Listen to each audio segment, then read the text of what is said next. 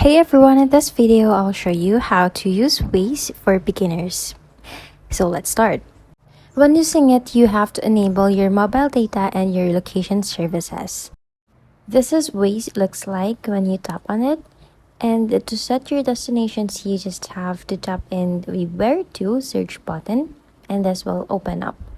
You can now search in the search box the location that you want to go, or you can find here with these options the groceries, parking, food, and gasoline station, and click more, the three dots, to search up for more locations here. Now, let's say I want to go to coffee shops and just click wherever you want and then click on a view routes to start looking for the routes and the way where you will go.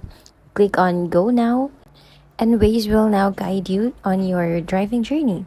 To see options, you have to tap in the arrow button at the bottom right side. To see alternate routes, you can click on routes. And from here, you can see the alternative routes. If you want to share your location, then share drive to share the estimated time of your arrival, and then overview to see the overview of the routes that you're going to take. If you want to play a music, then you can tap the music icon in the right hand side and you can just play or select an audio app that you want, which for me is Apple Music. If you want to stop the navigation, then you have to tap the arrow at the bottom right corner and then hit on stop. To make it easier for you to navigate the places you go to regularly, then hit on where to in the text box and this option will open up. You can click home and then just type in your address here.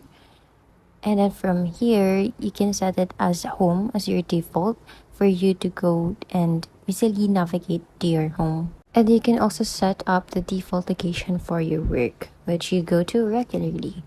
You can tap the orange message icon to report things on the road such as police, traffic, crash, so that other users will know all of the reports ahead of time.